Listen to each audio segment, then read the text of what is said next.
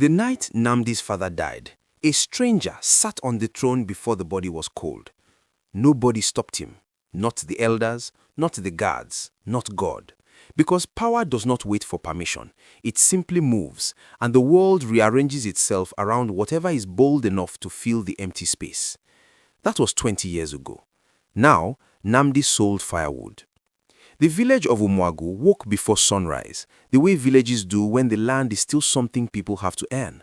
Red dust rose with the harmattan wind. Women carried water on their heads with the practiced grace of generations. Children chased chickens through compounds that smelt of wood smoke and palm oil. It was an ordinary morning, which is to say, it was a morning designed to make you forget that anything had ever been different. Nnamdi Ikena, 30 years old, loaded planks of Iroko wood onto his cart before the market opened. His hands were calloused. His back was straight. He walked with the quiet efficiency of a man who had made peace with his circumstances, or at least had learned to wear that peace as a face the world could read. He had not made peace. He had simply learned to be patient. At the market, Eze Agu's son rode through on a white horse. Chukwuemeke, 35, soft in the places that privilege softens men, wearing his father's name like an inheritance he had done nothing to deserve, cantered through the stalls with the casual entitlement of someone who has never once considered that the world might not belong to him. When a plank from Nnamdi's cart slipped and startled the horse, Chukwuemeke didn't even look down properly. "Watch yourself, carpenter!" Laughter from the entourage. A few market-goers joined in, the laughter of people who have learned which direction safety lies. Nnamdi looked up at the man on the horse. Just looked. His face was a closed door. His hands gripping the wood were absolutely still. "My apologies, sir." The wood slipped. He bent, picked up the plank and returned to work. Only his younger brother Obinna, waiting at the cart, noticed the way Nnamdi's hands trembled slightly when he set the wood down, and then, deliberately, went still again. Fist closed, breathing, released. 20 years of practice. That evening, walking home through the village edge where the mud huts pressed against the tree line, Obinna could not contain himself. "He rode through you like you were a stone on the road," he said. "Our father was king of this village, king, and his son. Keep your voice. I am tired of keeping my, so am I." Nnamdi stopped walking. He turned to his brother in the feeling light, and for just a moment, the face he wore in public slipped, and Obinna saw what lived underneath it. Not defeat, something older and colder and far more dangerous than rage. Purpose waiting. "I am tired every single day, and I keep my voice because if we shout before we are ready, we lose before we begin. You understand?" Obinna understood. He did not like it. He nodded. They walked home to their mother. Ada Eze was 60 now, and she still carried herself like a woman who remembered what she was. She washed other people's clothes at the communal stone. The same hands that had once worn the bracelets of a queen now raw from lye soap and river water. But as she walked, under her breath, in a register so low that only the water could hear it, she hummed the royal praise song of the Umuagu kings. She had hummed it every day for 20 years. She would hum it every day until she died or until the thing she was humming for came true. A younger woman washing beside her looked over. "What is that song? It's pretty." Ada Eze smiled, the small sealed smile of a woman who keeps the most important things to herself. "Just an old song," she said, "something my mother taught me." She went back to washing. The hum resumed. That night, Nnamdi returned home to find a wrapped bundle at his door. Plain cloth, no note. He crouched and opened it slowly. Inside, a square of faded hand-woven fabric, old enough to have aged from vibrant to muted. Woven into it, in dark thread, a lion, crude, deliberate, real. He sat on the ground outside his door in the dark for a long time, holding it. Then he went inside and he did not sleep. Her name was Nnamdi, and she was 83 years old, and she had been waiting. Her hut at the far edge of the village was dim and smoky, the interior of a woman who had lived so long that the space around her had organized itself by memory.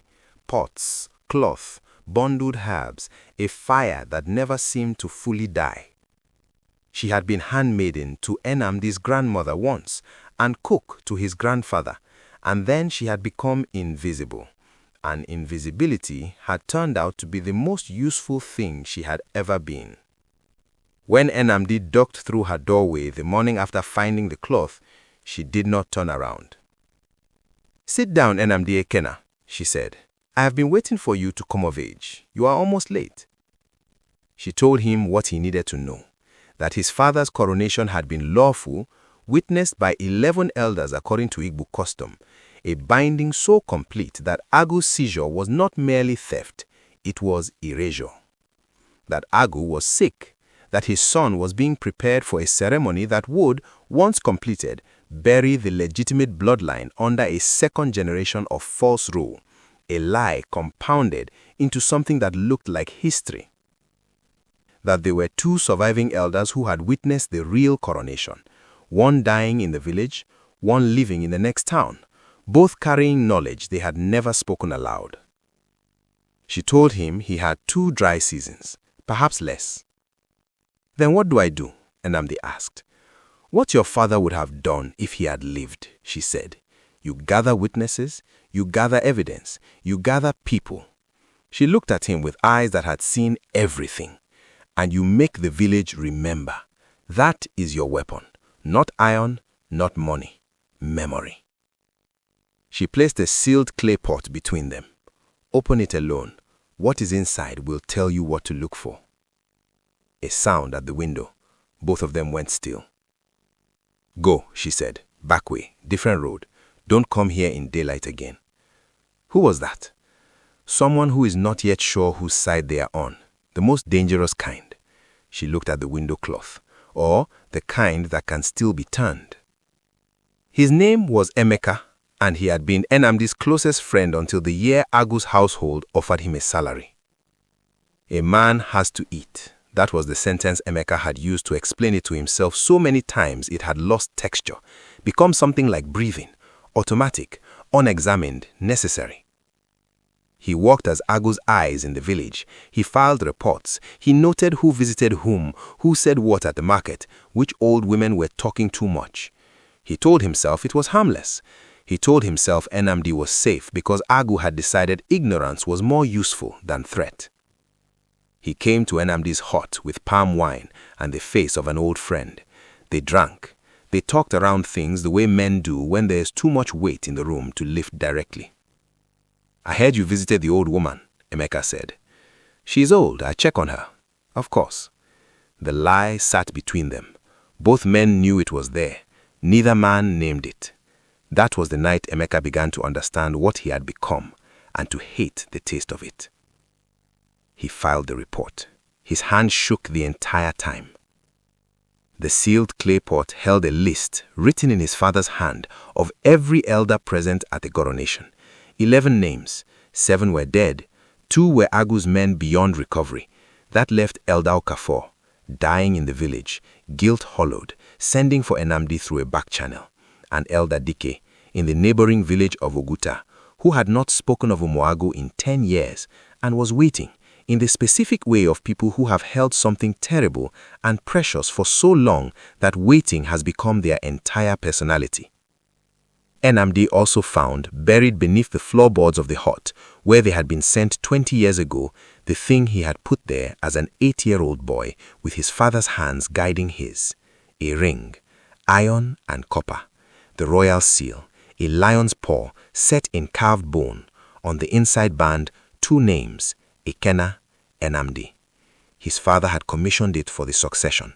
He had pressed it into his son's hands on the last night of his life and said, "Remember where you put it."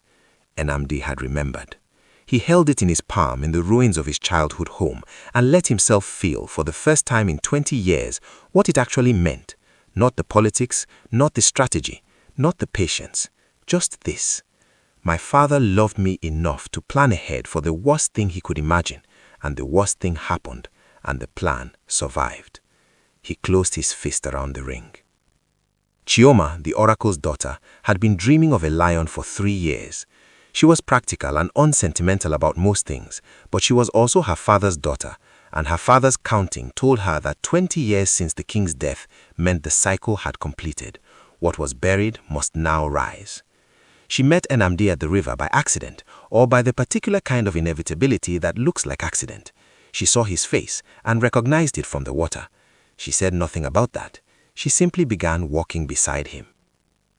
She had a notebook. She wrote things down, testimonies, names, dates, connections. She understood that in a fight between memory and power, the side with written records wins. She traveled with Nnamdi to Oguta to find Elder Dike, and she wrote down everything the old man said, the coronation, the sequence, the witnesses, and the thing none of them had known, that Agu's coup had been purchased, a merchant from the port, money for soldiers. In exchange, the river trading routes. Not just a village matter. Never just a village matter. Dike gave them a letter, Agu to the merchant, 30-year-old paper, brown at the edges, the handwriting precise and damning. On the road back, Nnamdi said, "We are being followed." Chioma did not look back. How far behind? 3 hours. She picked up her pace. Then we don't slow down. It was a piece of cloth nailed to the great Iroko tree at the center of Umuagu. On it, the lion's paw seal, a symbol half the village had forgotten and the other half had been told was mythology, and beneath it, a date, a place, a single line. Come and hear what you have forgotten. Word spread in 20 minutes. It always does. The assembly was not loud. It was not a rally or a riot. It was 40 people gathering in Nnamdi's compound in the early evening, sitting in the dust and on low stools, listening. Women who had whispered the old proverb among themselves for 2 decades. Men who had been children when the king died and grown up inside the lie without knowing it was one. Old people who remembered and had carried the remembering like a stone. Chioma stood and read from her notebook. The coronation, the names, the sequence, the seal, the ring was passed through the crowd. People touched it, turned it over, read the names. Some of the older women put their hands over their mouths. A woman near the back began to cry without sound. Then Chioma read the letter, the merchant's name, the money, the trading routes, the purchase price of a stolen throne. The grief in the compound shifted into something harder. Agu's men arrived before the reading was finished, 15 of them, armed, Chukwuemeka at the front with the expression of a man performing authority he no longer felt certain about. "This gathering is unlawful," he said. "Disperse!" The women at the compound entrance did not move. All of them, every single one, a line of 40 women, from Eze, 60 years old, head level, hands at her sides, to girls barely 15, looking at Agu's armed men with an expression that had been building for 20 years and had finally found its moment. Behind them, the men held their ground. Chukwuemeka raised his voice. "I said, we are in a compound, not a road," Eze said. Her voice did not shake. It had the particular steadiness of a woman who has rehearsed this moment in her chest every day for 2 decades. "You have no authority here. You may leave." Silence, the kind that changes things. Nnamdi stepped forward through the line of women and stood beside his mother. He looked at Chukwuemeka, not with rage, not with triumph, with something much worse for Chukwuemeka's peace of mind, recognition. 2 men looking at each other across 20 years of injustice, and both of them knowing, for the first time in public, in front of witnesses, exactly what they were looking at. Chukwuemeka turned his horse around. From a distance, on horseback, Agu watched his son retreat. He watched the compound, its lights, its gathered people, the low sound of a crowd that has been told the truth and is still sitting with it. He watched his son ride toward him without having accomplished anything. And he understood, for the first time, that the thing he had spent 20 years trying to prevent was no longer coming. It had arrived. The elders' council met at dawn, not all of them willingly. Nnamdi stood at the center of the meeting hall and placed 3 things on the carved table: the ring, the notebook, the letter. Then he spoke, quietly, without ceremony, without performance, and said what had happened the night his father died, what had been taken, what had been carried, what had been found. Agu came in full regalia, an assertion, a man refusing to concede the terms of the room. It didn't work the way it used to. The surviving witnesses spoke. Elder Dike's testimony, recorded and read aloud by Chioma, the dying words of Elder Okafor, witnessed and sealed, the letter, the ring, the 20 years of silence breaking open all at once, a dam giving way not with violence, but with the slow, unstoppable logic of water finding the level it was always going to find. When Chief Okenwa, the eldest man in the room, 90 years old, the weight of the custom in every breath, raised his hand, the room went absolutely still. He spoke 3 words, in Igbo, barely above a whisper. Onyi Obuya. He is who he is, the ancient phrase of recognition. Once said in council, it cannot be unsaid. It is not a vote, not a decision. It is a declaration of what has always been true, spoken aloud so the record cannot be denied.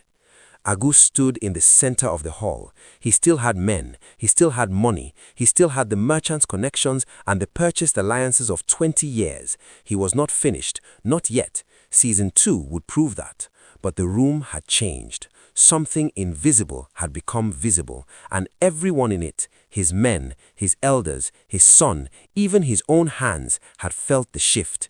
The lie that had functioned as truth for 2 decades had been told in public, and a lie once told in public stops working. Outside, Nnamdi walked through the village.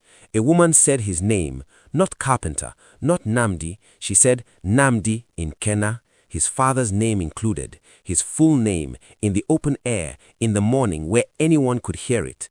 He stopped, looked at her. She held his gaze, the gaze of a village woman who had whispered a proverb for 20 years and was finally allowed to say the thing the proverb was about. He nodded once, kept walking. His mother was at the river. He went and sat beside her and said nothing, and she stopped humming and took his hand, and they sat together in the ordinary light of an ordinary morning that was not ordinary at all.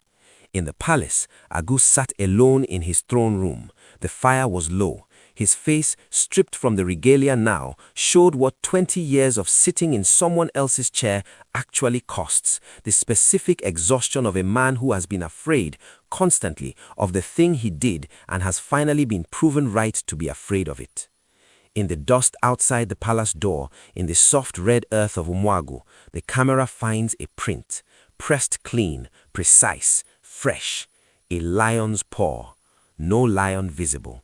But the print is new.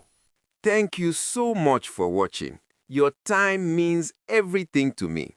If you enjoyed this, please subscribe so you never miss a story. There's plenty more to come, and I'm grateful to have you here.